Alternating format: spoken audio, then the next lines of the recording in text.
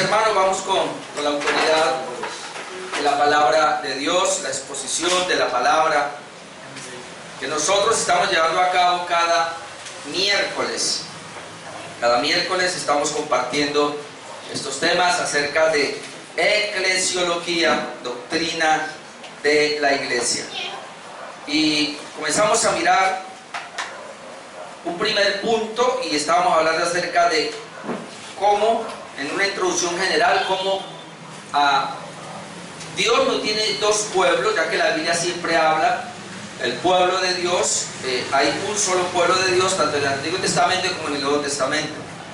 Veamos un punto número 2, que es la naturaleza de la iglesia. ¿Qué es la iglesia en sí?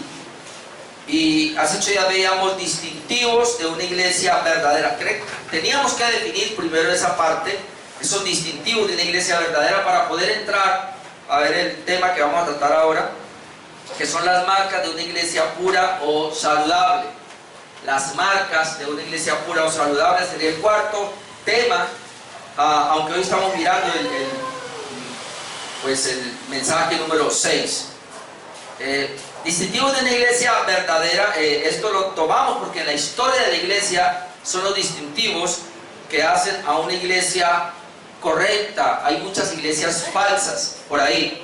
Decíamos la predicación correcta de la palabra de Dios, primer distintivo, la administración correcta de las ordenanzas y la administración correcta de la disciplina eclesiástica. Ahora, cuando vamos a hablar de las marcas de una iglesia pura o de una iglesia saludable, vamos a encontrar que hay muchas marcas.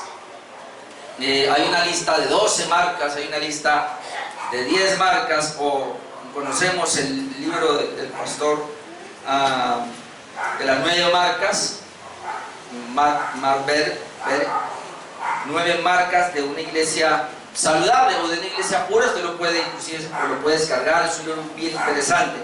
Ahora yo voy a mencionar solo 7 marcas, ya dado que en esas 7 creo que se pueden desprender las otras que uno pueda encontrar.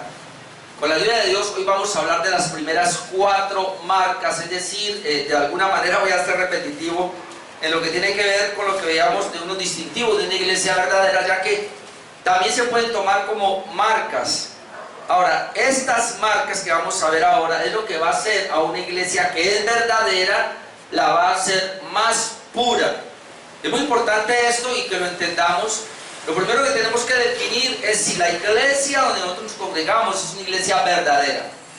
Es lo primero. Y ahí están las 3 marcas de una iglesia verdadera: predicación de la palabra de Dios, administración de las ordenanzas correctamente y administración correcta de la disciplina eclesiástica. Obviamente el primer punto abarca todo lo que es una iglesia correcta, lo que es una iglesia verdadera.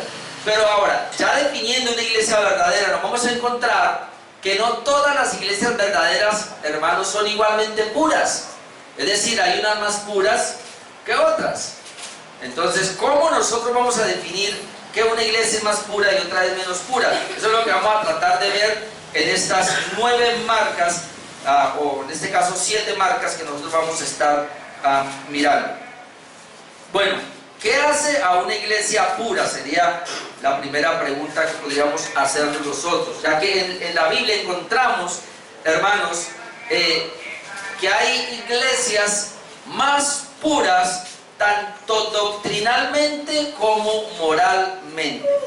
Y voy a hablar de 2 iglesias brevemente así, y la primera es la iglesia de Filipos, así que vamos a ir a Filipenses, capítulo 1, versículo 3, y vamos a mirar cómo el apóstol Pablo habla de esta iglesia que es pura, doctrinalmente pura, pero también moralmente pura. Dice Filipenses 3,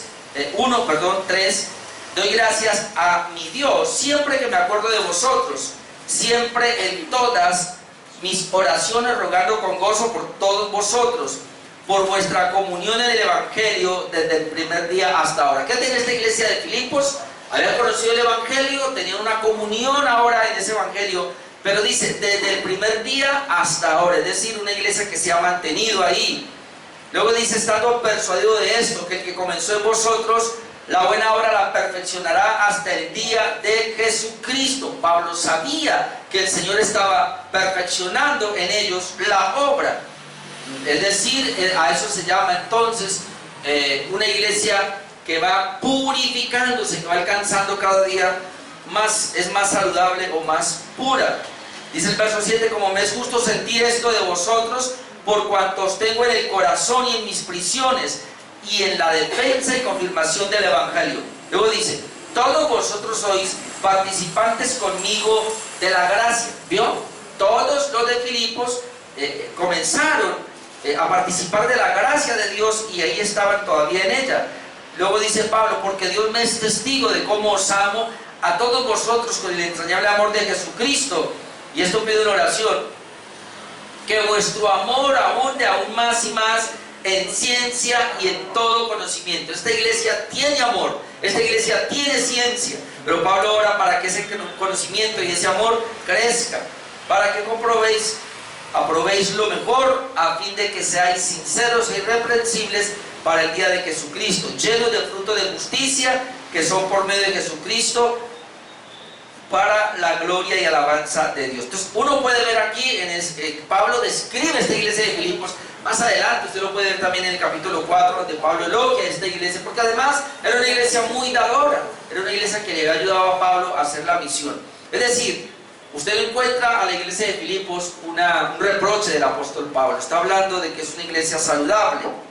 Tenemos otra iglesia, que es la de Tesalónica, y vamos a mirar 1 de Tesalonicenses 1:2. 1 de Tesalonicenses 1:2. Pablo ahora dice, damos siempre gracias a Dios por todos vosotros, haciendo memoria de vosotros en nuestras oraciones. Y mire lo que Pablo dice, acordándonos, vamos a ver de qué se acuerda, sin cesar delante de Dios y Padre nuestro, de la obra de vuestra fe. Mire que allí había la obra de la fe, del trabajo de vuestro amor y de vuestra constancia en la esperanza en nuestro Señor Jesucristo. Era una iglesia esforzada, que trabajaba. Era una iglesia que era constante. Él está diciendo allí, en la esperanza del Señor. Luego dice Pablo, porque conocemos, él lo sabía muy bien y todos los que están con él allí, conocemos, hermanos amados de Dios, vuestra elección. Es decir, Dios los había elegido a ellos, igual que Pablo, igual que a las demás. Pero luego dice, ¿por qué sabe que ellos son elegidos? ¿Cómo Pablo podía decir que en esa iglesia ellos eran elegidos? Pues nuestro evangelio no llegó a vosotros en palabras solamente, sino también en poder, en el Espíritu Santo y en plena certidumbre. Como bien sabéis cuáles fuimos entre vosotros por amor de vosotros.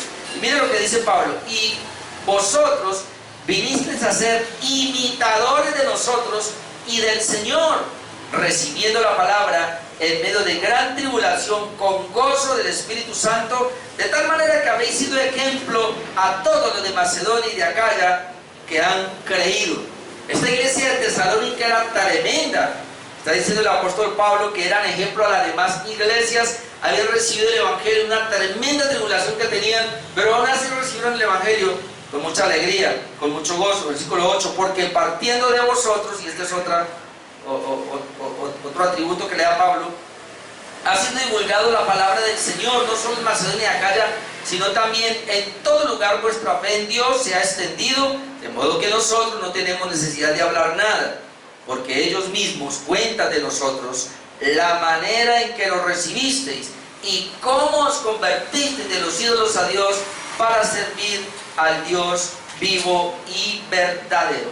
Pablo dice, es una iglesia pura, una conversión. Ellos eran idólatras, pero ellos se convirtieron de los ídolos para servir al Dios verdadero y esperar de los cielos a su Hijo, al cual resucitó de los muertos, a Jesús, quien nos libra de la ira venidera. Entonces nosotros aquí estamos viendo cómo el apóstol Pablo habla de estas dos iglesias, y hay muchas más iglesias. He ponido solamente unos ejemplos de que eran iglesias sanas, eran iglesias, decimos, puras.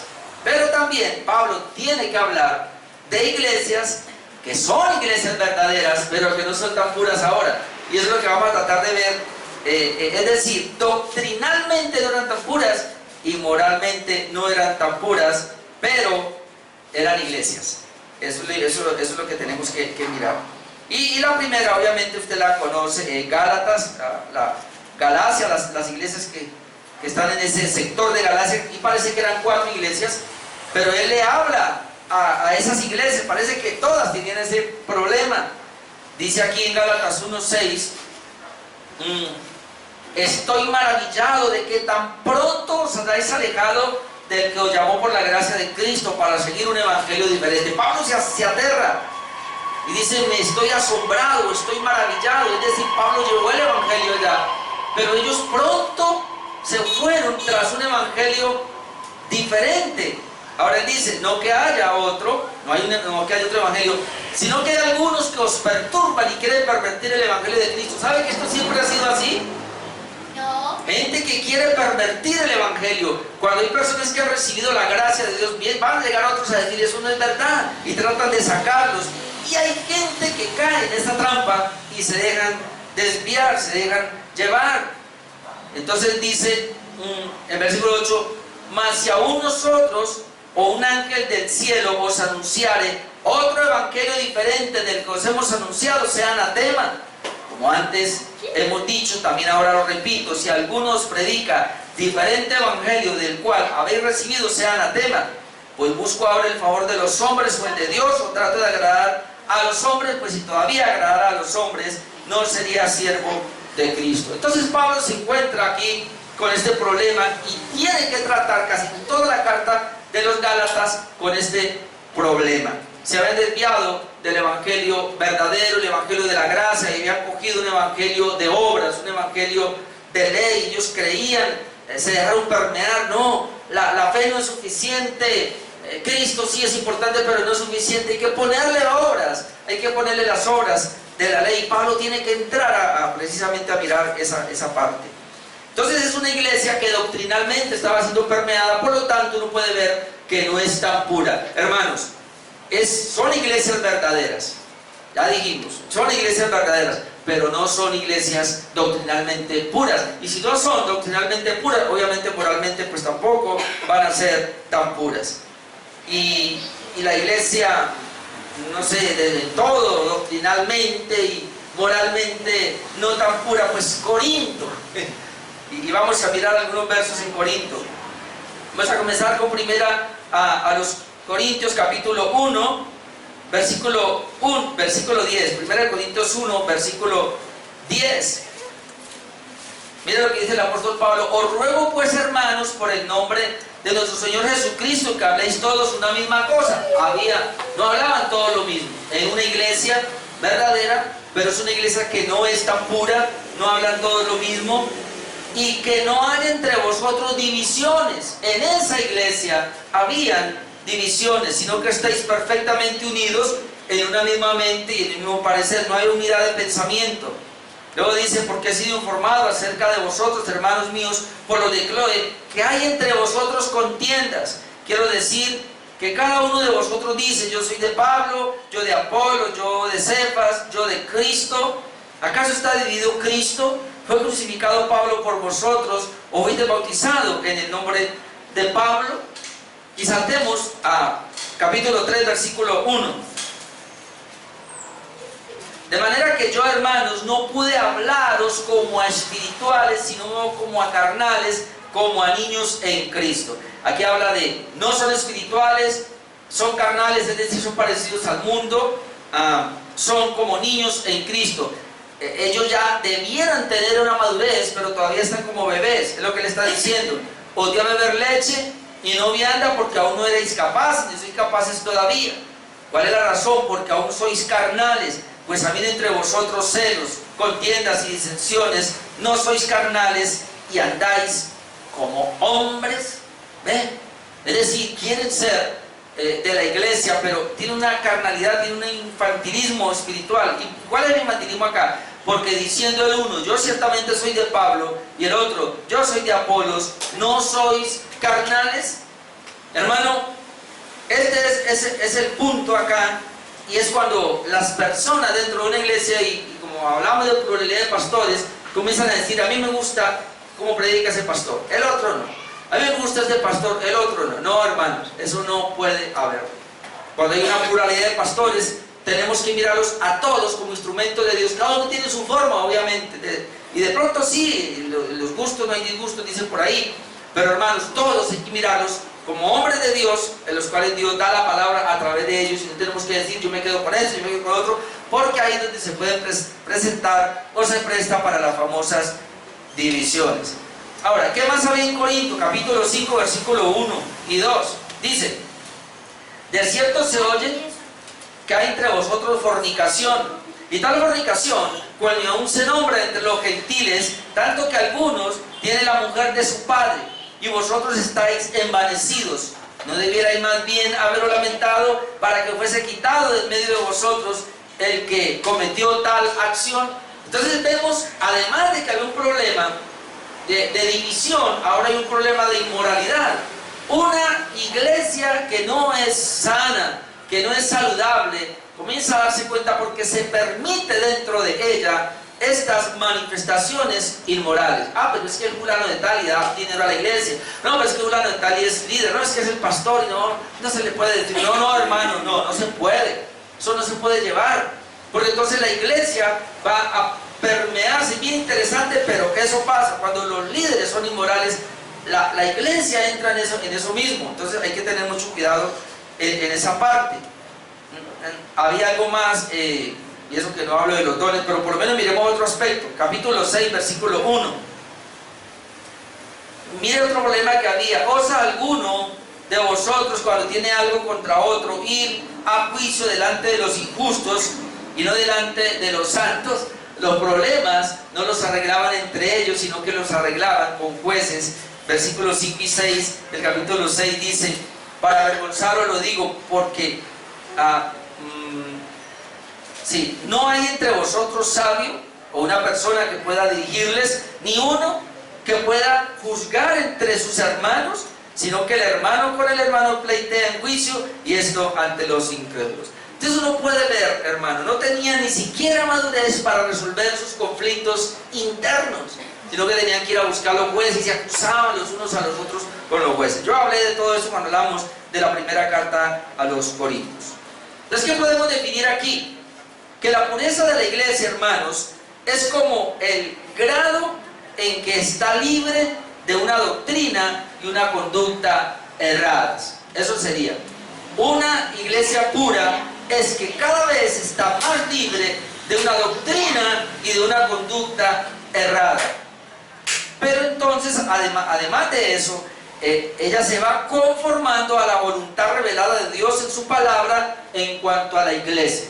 Es decir, una iglesia saludable, una iglesia pura, va conociendo lo que estamos viendo ahora, su eclesiología, y acorde a la palabra va caminando acorde a ella. Es decir, cuanto conoce de Dios, qué tanto conoce de Dios y qué tanto vive según ese conocimiento. Es muy importante. Una iglesia pura o saludable se caracteriza porque conoce de Dios en su palabra y va viviendo acorde a ella. Ahora, las iglesias pueden ser más puras en algunos aspectos y menos puras en otros aspectos. Un ejemplo: en la predicación, en la disciplina, en su adoración. Puede ser que una iglesia sea más pura en la predicación, pero menos pura en la adoración. Puede ser que una iglesia saludable sea más pura en la adoración, pero menos pura en la predicación. Entonces, ahí uno ve que hay ese desbalance. No, cuando hablamos de una iglesia pura, queremos que sea pura en todos los aspectos. Pura en la predicación, pura en la adoración, pura en la disciplina, pura en el gobierno de la iglesia. Todo esto hace a una iglesia cada vez más pura.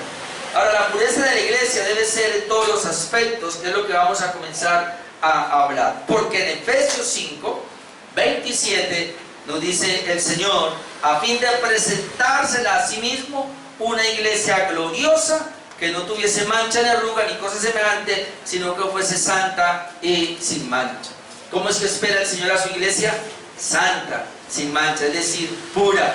Por eso la preocupación de cada iglesia local es alcanzar esa pureza, es que pueda llegar a ser una iglesia saludable. Yo les decía, y creo que es el teólogo Gruden, que hace eso.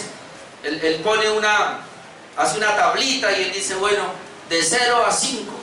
Y él pone hasta 3, menos de 3 son iglesias que no son verdaderas, son iglesias falsas. Pero de 3 a 5 en la escala, ahí está la medición que podemos ver de una iglesia saludable o de una iglesia pura. Entonces yo siempre me pregunto, ¿dónde iremos nosotros?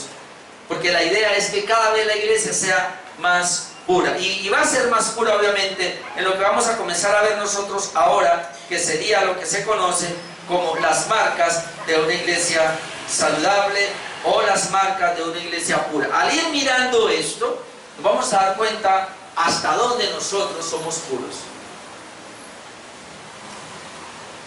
Ok, vamos entonces con la primera.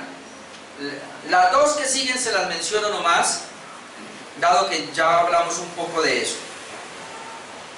La primera marca de una iglesia saludable o pura tiene que ver con una doctrina bíblica. Mantiene una doctrina bíblica, pero yo pongo entre paréntesis porque es que yo lo veo como muy ligado.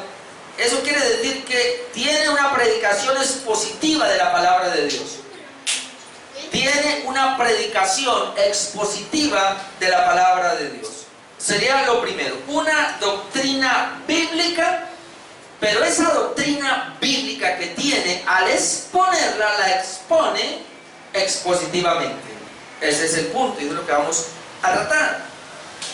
Vamos a mirar primero cómo se habla de esa doctrina, porque la verdadera doctrina hace a una verdadera iglesia. Y otra vez el texto conocido, Judas 1, 3 al 4, nos dice: amados, por la gran solicitud que tenía de escribiros acerca de nuestra común salvación. La salvación, los que han recibido la salvación, no importa dónde estén, debe ser común, es decir, es la misma salvación. No hay una salvación distinta para uno o para otro. La misma salvación en todas las iglesias, es la misma. Luego dice que me ha sido necesario escribiros exhortándoos que contendáis ardientemente por la fe que ha sido una vez dada a los santos. Todos concordamos acá que la palabra fe aquí se refiere al conglomerado de doctrinas, a la doctrina que se ha recibido. Entonces dice, mire, yo les exhorto a que contendáis, a que haya una batalla, un esmero, pero ardientemente por esa doctrina que una vez fue dada a los santos. Es decir, esa doctrina verdadera se ha entregado a la iglesia ha tomado esa doctrina, la tiene, la doctrina pura, pero debe ahora defenderla, debe ser columna y baluarte de la verdad. La palabra columna es que debe mantenerla como una fijación, baluarte, es porque debe defenderla de todos los ataques que venga, debe ser el cimiento, debe ser la base. Entonces hay que contender directamente por esa fe. ¿Cuál es la razón? Porque algunos hombres han entrado encubiertamente, los que desde antes habían sido destinados para esta condenación, hombres impíos, ¿eh? O sea, inconversos, que han hecho, que han convertido en libertinaje la gracia de nuestro Dios. Este punto, hermanos, es tremendo, porque hoy día uno puede ver eso, está por todo lado. Las personas están diciendo ya, cada vez lo dicen más, que ya ellos tienen la fe, ellos ya creyeron en Cristo. Cree en el Señor Jesucristo, será salvo. Todo el que confesare a Cristo será salvo. Ya lo confesó, ya creyó en Cristo, si creen en Jesús. Pero viven sus vidas como se les da la gana. Convierten en libertinaje la gracia. Es interesante, pero mi esposa me mostraba un video, no solo en Argentina, pero en el mundo entero, la cantidad de pastores homosexuales que se están levantando.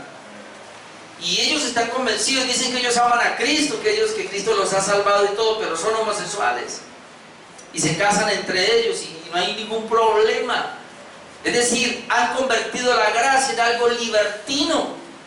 Y no solamente ahí. Cuando en una iglesia se bajan las normas y se permite todo tipo de cosas a nombre del amor, se baja entonces la disciplina eclesiástica, se baja la pureza de la palabra, la predicación de la palabra. De alguna manera, la doctrina está siendo afectada y esa doctrina dice que hay que defenderla. Mira lo que le dice Pablo a Timoteo, 2 Timoteo 4, 1 al 4. te encarezco delante de Dios y del Señor Jesucristo, que juzgará a los vivos y a los muertos en su manifestación y en su reino. ¿Qué le encarece? Que prediques la palabra. Y está hablando otra vez de esa palabra que él ha recibido. Que instes a tiempo y fuera de tiempo, redarguye, reprende, exhorta con toda paciencia y doctrina. Es decir, Timoteo tiene la doctrina y debe exhortar con ella. ¿Pero por qué? Porque vendrá tiempo cuando no sufrirá la sana doctrina. ¿Vio? Vendrá tiempo, ¿no? Ahora, no solamente fue en el tiempo de Pablo, ni en el tiempo de estos 2000 años que lleva de iglesia. Ahora estamos saturados por la falsa doctrina. Dice que no sufrirán, es decir, la gente no va a querer oír la sana doctrina. Y esto es impresionante, porque hoy día las iglesias se están llenando no por la doctrina, no por la palabra de Dios. Las iglesias hoy día se están saturando, pero por otras cosas que están dándole a ellos lo que ellos quieren, la moda que ellos quieren. Es decir, esas iglesias lo que hacen es hacer sentir bien a la persona, pero no le predican la sana doctrina. Dice que teniendo comezón de oír, se amontonarán maestros conforme a sus propias concupiscencias o deseos malsanos. Y mira lo que van a hacer: y apartarán de la verdad el oído y se volverán a las fábulas. Apartarán de la verdad el oído, es decir, van a hacer que la gente ya no quiera oír la sana doctrina, sino esos cuentos. Y entonces eso es lo que ha estado pasando. Por eso en Tito 2:1 le dice: pero tú habla lo que está de acuerdo con la sana doctrina. Debemos hablar lo que está de acuerdo con la sana doctrina. Así que tenemos que conocer la sana doctrina antes de poder predicarla. Ahora, una vez que conocemos la sana doctrina, que es la primera marca de una iglesia verdadera, se conoce porque tiene una doctrina sana. Pero obviamente, otra vez vemos al culto, pregúntele a cualquier iglesia si es de sana doctrina y dirá que le va a decir que sí. No hay una iglesia que le vaya a decir, siempre van a decir: nosotros somos de doctrina sana, somos de sana doctrina. Yo me acuerdo porque aquí había gente que ustedes son de sana doctrina, pero yo no sé qué quiere decir usted con sana doctrina, ¿verdad? Porque los mormones, los testigos de Jehová, los adventistas, todos ellos dicen que son de sana doctrina. Sana doctrina no. ¿Qué es la sana doctrina? Por eso yo quise pegar en esta sana doctrina, que esa doctrina debe ser predicada de manera expositiva. La única manera de saber si ese predicador tiene sana doctrina es en la predicación expositiva de la palabra de Dios. Ahora, la palabra expositivo significa simplemente una exposición o explicación. Expositivamente es exponer o explicar. Pero ¿qué es lo que va a explicar? La predicación expositiva es la explicación de la escritura que se basa en el estudio diligente y la exégesis cuidadosa de un pasaje. Eso es muy importante. Es extraer lo que dice el texto y exponerlo. Eso es expositivo. Extraer lo que el texto dice y exponerlo. No es que yo traigo un pensamiento y lo pongo. Eso es lo que nosotros conocemos como la eisegesis. Eisegesis es que yo traigo un concepto mío, leo la Biblia y traigo mi propia idea y se la pongo al pasaje y lo expongo. Eso es falso. La exégesis es cuando yo leo el texto y saco el texto de ahí, saco el contenido de ahí y lo expongo. Eso es exégesis, extraer y exponer, no lo que yo pienso, no lo que yo creo, no lo que yo quiero que diga, que hoy día muchos predicadores predican así.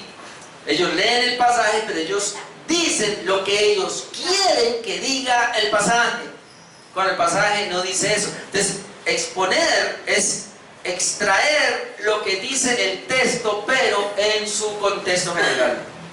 Porque no se puede tampoco coger, no, es que aquí dice esto y me voy con él. No, no, no. Dice aquí, pero está la Biblia en todo su contexto, tanto inmediato como mediato y luego extenso, en toda la Biblia esa enseñanza. Puedo yo saber que la verdad que estoy exponiendo está apoyada por toda la palabra de Dios. Eso es exégesis. Ahora, cuando uno predica expositivamente, puede ser que lo haga uno verso a verso, o un libro entero, como yo aquí traté de hacerlo en Primera de Corintios. ¿Se acuerdan que la vez pasada estábamos en Primera de Corintios y lo leímos? No, Romanos, perdón. Corintios fue antes. Romanos. Cuando yo puse Romanos, ustedes se dieron cuenta cómo fue. Verso a verso. Ahora, me gusta lo que el pastor Joel Michelén dice, porque él dice en su libro que tiene de parte de Dios y delante de Dios, él dice que tampoco es que la predicación tampoco es un comentario. El pastor no puede hacer un comentario. Que predicar expositivamente no es exponer un comentario, es decir, coger cada palabrita y explicarla, porque entonces ¿cuándo vamos a terminar? Es más bien coger un versículo, varios versículos y sacar un punto, extraer lo que dice allí la palabra de Dios basándose en el contexto y entregarlo. Esa es una manera de predicar expositivamente, pero también se puede predicar expositivamente de una manera temática. Y es lo que estoy haciendo yo ahora. Yo estoy predicando algo temático aquí. Estoy hablando de la iglesia, la doctrina de la iglesia, o eclesiología. Esto es una predicación temática, es un tema. Pero ¿cómo lo estoy haciendo? Expositivamente. Porque aunque es un tema, yo estoy trayendo los versículos que están en la palabra de Dios y los estoy exponiendo para apoyar esa doctrina o ese tema. Entonces, por eso yo quise unir esos dos. Algunos lo dividen, por eso lo dividen en dos puntos, pero yo quise traer un punto porque la doctrina correcta yo la puedo saber en la predicación de ese pastor o de esa persona si lo hace de una manera expositiva. En 2 de Timoteo 2:15 por ejemplo dice Pablo a Timoteo: procura con diligencia presentarte a Dios aprobado. Esto es muy importante. El pastor debe presentarse, dice que con diligencia, procura con diligencia presentarte a Dios aprobado, es decir, que Dios apruebe su mensaje. ¿Y cómo lo va a aprobar? Como Pastor Joel Michelén nos dice en su manual, el primero que va a estar aprobando ahí o desaprobando es Dios. Por eso a veces quedan sillas desocupadas. Ahí está Dios, es el primero que está ahí sentado. Es una manera de decir, ¿no? Yo sé que Dios está en toda parte. Es una manera de decir, Él está ahí. Y es el primero. Es decir, Él aprueba lo que yo estoy exponiendo. Y obviamente la iglesia también lo va a aprobar. Pero ¿cómo lo va a aprobar la iglesia? Pues conociendo la escritura, conociendo la palabra, conociendo la doctrina. Así que la iglesia debe convertirse también en esos jueces. Procura con diligencia presentarte a Dios aprobado, como obrero que no tiene de qué avergonzarse. Note, no tiene de qué avergonzarse. ¿Cómo se avergonza de un obrero? Aquí está. Que usa bien la palabra de verdad. Que usa bien la palabra de verdad. El predicador debe saber usar la palabra, debe saber trazar la palabra correctamente. Ahora déjeme, yo le leo otras versiones de ese versículo que es bien interesante. La Nueva Versión Internacional dice ese versículo: esfuérzate por presentarte a Dios aprobado, como obrero que no tiene de qué avergonzarse y que interpreta rectamente la palabra de verdad. ¿Ve? Reina Valera dice: procura presentarse aprobado, que usa bien la palabra de verdad. Aquí dice que interpreta rectamente la palabra de verdad. La Biblia de las Américas dice: procura con diligencia presentarte a Dios aprobado, como obrero que no tiene de qué avergonzarse, que maneja con precisión la palabra de verdad. Maneja con precisión la palabra de verdad. Eso es lo que se llama exposición. O la traducción al lenguaje actual dice: haz todo lo posible por ganarte la aprobación de Dios. Así Dios te aprobará como un trabajador que no tiene de qué avergonzarse y que enseña correctamente el mensaje verdadero. Enseña correctamente el mensaje verdadero. Entonces, note cómo este texto, 2 de Timoteo 2:15, nos habla de que ese predicador, ese varón, debe presentarse a Dios como un obrero aprobado, es decir, pero que traza bien, usa bien la palabra, mide bien la palabra. En otras palabras, ha investigado también el pasaje, tiene ese mensaje tan claro de saber que no está errado, y así lo va a presentar. Entonces, ¿cuál es la primera? Entonces, que tiene una buena doctrina, una sana doctrina, pero se conoce en una predicación expositiva. Esa predicación expositiva, ya le dije, puede verse por matemática, texto a texto. Y aquí es muy importante para saber, hermanos, si esa iglesia tiene una buena doctrina. Creo, para mí, hermanos, es que tiene la confesión, una confesión de fe. Tiene una confesión de fe. Y como he escuchado a algunos pastores, necesariamente la confesión de fe no tiene que estar escrita. Todas las iglesias tienen una confesión de fe. No tiene que estar escrita necesariamente, pero es en qué creemos. Un ejemplo, todas las iglesias de sana doctrina tienen el concilio niceno, porque todos creemos en la Trinidad. El concilio de Calcedonia, porque todos creemos en las dos naturalezas de Jesús y una sola persona en Cristo Jesús. Y tenemos la doctrina de la salvación. Si no estamos claros en esa doctrina, que son las básicas, pues entonces, ¿cómo va a decir que es una sana doctrina? De hecho, la sana doctrina está, por eso los testigos de Jehová no pueden ser sana doctrina, porque ya Dios tiene un hijo, pero ese hijo es coigual al Padre, no como dicen los testigos, que es una criatura. Entonces, la sana doctrina, hermanos, en una iglesia lo apoya o lo avala, en este caso, una buena confesión de fe, porque la confesión de fe es la que nos da los parámetros de qué es lo que nosotros pues estamos creyendo. Vamos con las otras dos. Aquí no me va a demorar mucho, ya dado que lo vamos a ver luego. El uso apropiado de las ordenanzas. Este punto lo veremos, como ya lo dije, en los capítulos 28 a 30 de nuestra confesión, así que no me tengo por qué demorar acá, pero uso apropiado de las ordenanzas. Hechos 2, 41, 42 dice: así que los que recibieron su palabra fueron bautizados. Creemos en el bautismo de creyentes, somos credobautistas, no paidobautistas, no creemos en el bautismo de los niños, creemos en el bautismo de creyentes y creemos que bautizamos a creyentes. Ahora, no es el que dijo ser creyente, o el que hizo una oración de fe, levantó la mano, no. Hay que hacer una investigación a esa persona, si realmente es un creyente, si realmente está seguro, si tiene entendimiento de la justificación, ha sido justificado, si realmente ha sido regenerado, y ahí entonces lo bautizamos. Luego dice que se añadieron aquel día como 3.000 personas y perseveraban en la doctrina de los apóstoles, ¿ven? En la comunión unos con otros, en el partimiento del pan y las oraciones. Aquí, en ese pasaje, usted encuentra 5 marcas. 5 marcas de una iglesia verdadera, ahí están. ¿Cuál es? El bautismo. ¿Cuál es? La perseverancia en la doctrina de los apóstoles, la comunión unos con otros, el partimiento del pan y en las oraciones. Ahí hay 5.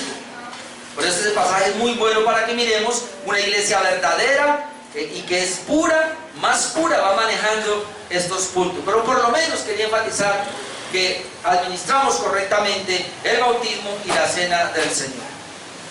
Esto lo vamos a ver también más adelante, hermanos, y lo vamos a ver acá en Eclesiología, la tercera marca, que es el uso apropiado de la disciplina eclesiástica. Yo voy a dedicar por lo menos 2 mensajes a este punto de la disciplina eclesiástica, de tal manera que ahí yo no me voy a quedar. Sin embargo, le traigo un pasaje de la disciplina eclesiástica que veremos más adelante. Hebreos 12:5. Hebreos 12:5 nos dice: y habéis ya olvidado la exhortación que como a hijos se os dirige diciendo: hijo mío, no menospreciéis la disciplina del Señor. ¿Ven? La disciplina del Señor. Ni desmayes cuando eres reprendido por Él, porque el Señor al que ama, disciplina.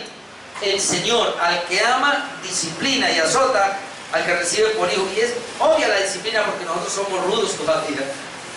Luego dice: si soportáis la disciplina, Dios os trata como a hijos. Otra vez, el creyente debe soportar la disciplina del Señor. Porque ¿qué hijo es aquel a quien el Padre no disciplina? Pero si se os deja sin disciplina, de la cual todos han sido participantes, es decir, todos los hijos de Dios son participantes en la disciplina. Y si se les deja sin disciplina, entonces sois bastardos y no hijos. Por otra parte, tuvimos a nuestros padres terrenales que nos disciplinaban y los venerábamos, ¿Por qué no obedeceremos mucho mejor al Padre de los Espíritus y viviremos? Y aquellos, es decir, nuestros padres, ciertamente por pocos días nos disciplinaban, como a ellos les parecía, pero para lo que nos es provechoso, para que participemos de su santidad. ¿Para qué la disciplina?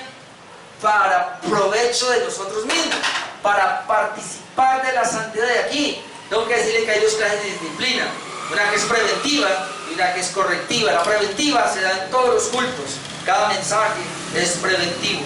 Lo dice el verso 11. Es verdad que ninguna disciplina al presente parece ser causa de gozo, sino de tristeza, pero después da fruto apacible de justicia a los que en ella han sido ejercitados. Así que la Biblia, y este texto aquí, después lo ampliaremos, habla de la disciplina. Y si la misma Biblia habla de la disciplina, esta disciplina, como lo veíamos el domingo, Dios le dio la autoridad a la iglesia para que la ejerza. Yo he conocido a muchas personas que dicen, no, el Señor lo disciplina. ¿Pero cómo? Por medio de la iglesia. ¿Ven? Entonces, una iglesia correcta, una iglesia sana, maneja muy bien o usa apropiadamente la disciplina eclesiástica. Y número 4, para dejar los 3 para dentro de 8 días,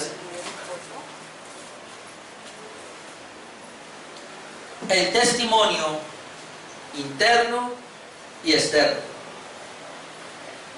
Una iglesia saludable maneja un testimonio tanto interno como externo, es decir, de buen testimonio en su interior, y estamos hablando de un crecimiento espiritual, y en ese crecimiento hablamos de ser santos cada vez más, pero también en la expansión del reino de Dios, se conoce como la evangelización.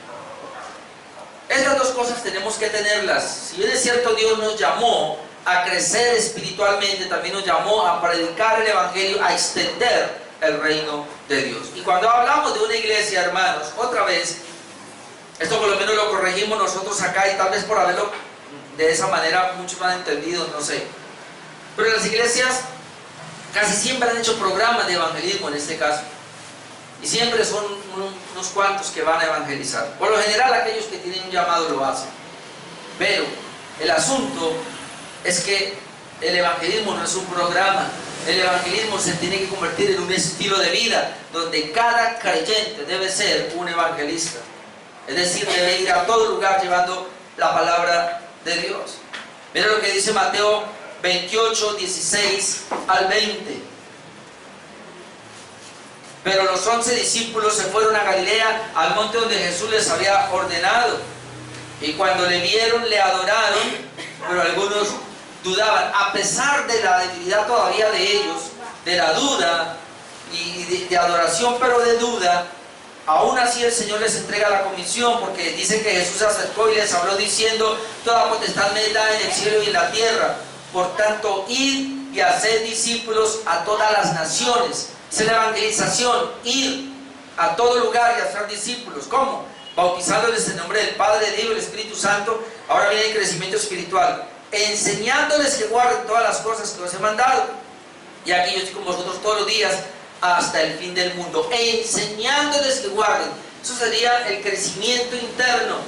La iglesia pura, la iglesia saludable, va creciendo internamente con la palabra de Dios, con un conocimiento de Dios y una vida práctica de lo que está conociendo. Va creciendo a nivel individual. Cada creyente de la iglesia es su responsabilidad, pero también cada creyente debe entender que él vino aquí porque alguien le compartió. Todos nosotros, creo que no haya ninguno acá que no haya venido a este lugar porque alguien no le haya compartido.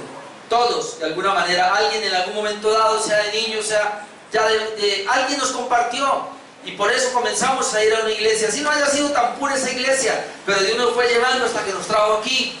Así que es una obra de Dios, y esa obra sigue. Tiene que seguir, tenemos que seguir hablando a la gente, tenemos que seguir predicando la palabra de Dios. Si somos una iglesia pura, tenemos que hacerlo, crecer, pero también y llevar su mensaje. En Efesios 4, 11 al 14, yo le leo brevemente acá.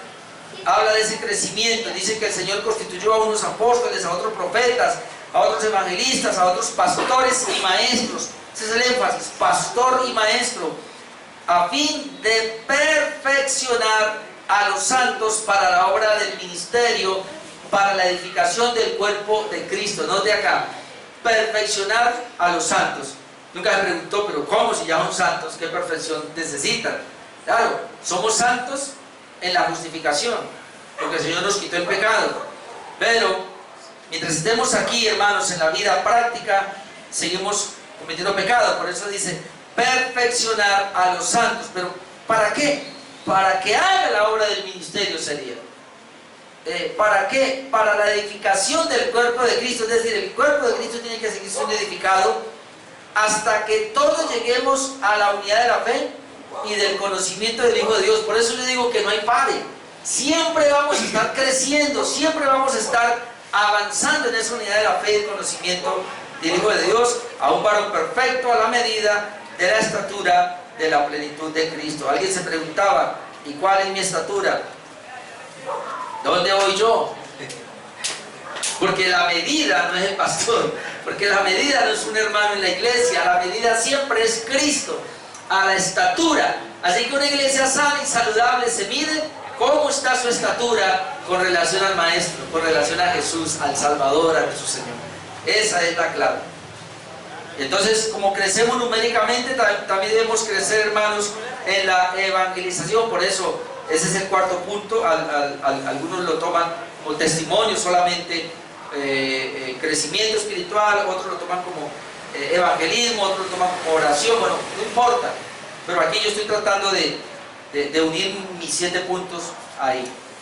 Y termino con Romanos 10, 12 al 17.